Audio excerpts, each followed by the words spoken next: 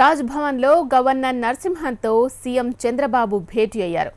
ఏపీలో తాజా రాజకీయ పరిస్థితులు ఆయన దృష్టికి తీసుకెళ్తున్నట్టు తెలుస్తోంది. ప్రత్యేక ప్యాకేజీ, హోదాపై నిరసనలు, అసెంబ్లీలో వైసీపీ వ్యవహరించిన తీరుతో పాటు రాష్ట్ర మంత్రివర్గంలో మార్పులు చేర్పులపైన గవర్నర్తో చర్చిస్తున్నట్లు తెలుస్తోంది. ఇదే విషయానికి సంబంధించి మరింత సమాచారం అందించడానికి మా ప్రతినిధి ప్రసన్న లైవ్ లో సిద్ధంగా ఉన్నారు. ప్రసన్న, చెప్పండి, భేటీకి సంబంధించి పూర్తి డీటెయిల్స్. సుమారు అరగంటకు పైగా వీళ్ళిద్దరి సమావేశం కొనసాగుతోంది. ప్రధానంగా తాజా రాజకీయ పరిణామాలన్నీ కూడా ఇక్కడ చర్చకొచ్చాయి. అసెంబ్లీలో జరిగిన తీరు, అసెంబ్లీలో ఎలాంటి అంశాలు వచ్చాయి, వైసీపీ సభ్యులు చేసిన ఆందోళన, స్పీకర్ ఛాంబర్ దగ్గర ముట్టడించడం, ఈ కార్యక్రమాలన్నీ కూడా ప్రధానంగా వీరిద్దరి భేటీలో చర్చకొచ్చాయి. ఎందుకంటే అసెంబ్లీ సమావేశాలు జరిగిన తర్వాత మర్యాదపూర్వకంగా గవర్నర్ను కలిసి ఆ విషయాలన్నీ వివరించడం, చంద్రబాబు వివరించడం ఒక ఆనవాయితీగా వస్తుంది. కాబట్టి ముఖ్యమంత్రి హోదాలో ఈ కార్యక్రమం జరుగుతుంది. దీంతో పాటు కొత్త రాజధానికి సంబంధించి 2.5 సంవత్సరాలు పూర్తయింది. ఇప్పటికీ పరిపాలన మొదలై ఏం చేయాలి, ఏంటి, కొత్త రాజధాని నిర్మాణానికి సంబంధించి కూడా కొంత బ్రీఫ్ చేసినట్టుగా కూడా సమాచారం.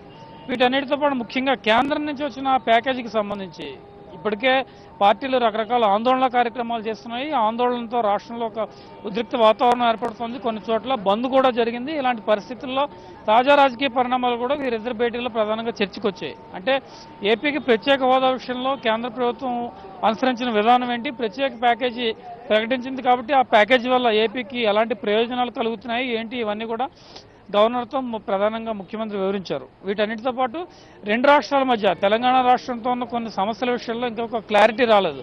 10వ షెడ్యూల్లో సంస్థల విభజనకు సంబంధించి కానీ, లేకపోతే ఉద్యోగుల విభజనకు సంబంధించి కానీ, నీటి కేటాయింపులకు సంబంధించి కానీ రెండు రాష్ట్రాల మధ్య కొంత గందరగోళ వాతావరణం ఉంది. గందరగోళ వాతావరణాన్ని తెరదించడానికి గవర్నర్ పాత్ర ఏ రకంగా ఉంటుంది ఏంటి అనే దాని మీద కూడా ప్రధానంగా చర్చ జరిగింది. ఈ నెలలో ఢిల్లీలో నీటిపారుదల శాఖ అధికారులతో కేంద్ర జలవనరుల శాఖ మంత్రితో ఒక కీలకమైన సమావేశం ఉంది. ఆ సమావేశానికి రెండు రాష్ట్రాల ముఖ్యమంత్రులు హాజరవుతున్నారు. కాబట్టి దానికి సంబంధించిన అంశాలు కూడా ప్రధానంగా సీఎం గవర్నర్ భేటీలో చర్చకొచ్చాయి. ఎందుకంటే కృష్ణానదీ జలాల పంపిణీ విషయంలో ఇంకా రెండు రాష్ట్రాల మధ్య కొన్ని ఇబ్బందులు ఉన్నాయి, కొన్ని ప్రాజెక్టుల విషయంలో కూడా ఇబ్బందులు ఉన్నాయి. కాబట్టి వీటికి సంబంధించి ఏం చేయాలి ఏంటి అనేది ప్రధానంగా చర్చకొచ్చింది.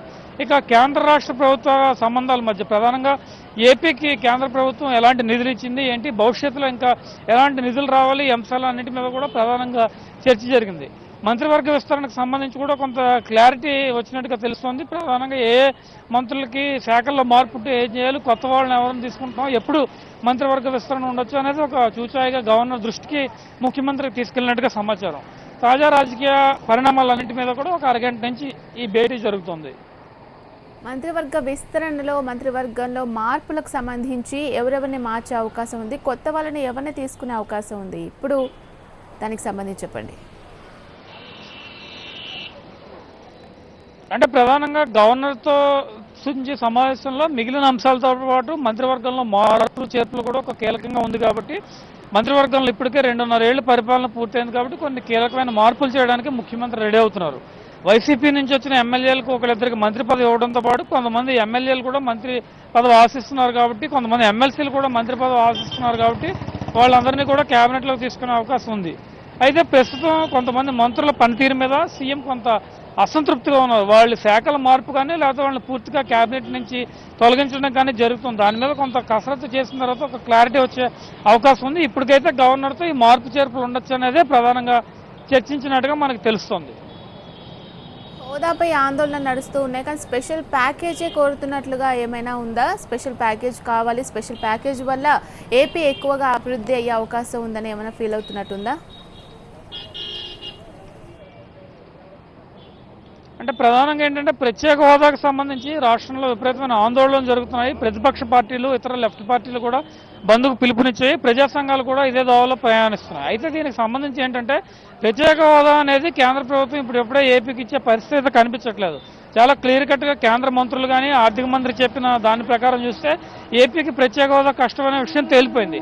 అయితే ఉన్న ప్యాకేజీతో సంతృప్తి చెందుతూ ఇంకొంచెం అదనపు ప్యాకేజీ కావాలంటే ఏం చేయాలి, దాంతోపాటు ఈ ప్యాకేజీ కొంచెం చట్టబద్ధత కల్పించి ప్యాకేజీ నిధులు సవ్యంగా ప్రతి బడ్జెట్తో పాటు ఏపీకి వచ్చే నిధులన్నీ కూడా పోలవరం ప్రాజెక్టుకు సంబంధించి కానీ, రెవెన్యూ లోటుకు సంబంధించి కానీ, రైల్వే జోన్కు సంబంధించి కానీ ఒక క్లియర్గా కేంద్ర ప్రభుత్వం నుంచి సరిగా వస్తున్నాయా లేదా, దీని మీద ఒక అజమాయిషీ ఏ రకంగా ఉండాలి అనే దాని మీద కూడా గవర్నర్ పాత్ర ఏ రకంగా ఉంటుంది అనే దాని మీద కూడా ప్రధానంగా ఇక్కడ చర్చ జరుగుతుందని చెప్పుకోవచ్చు.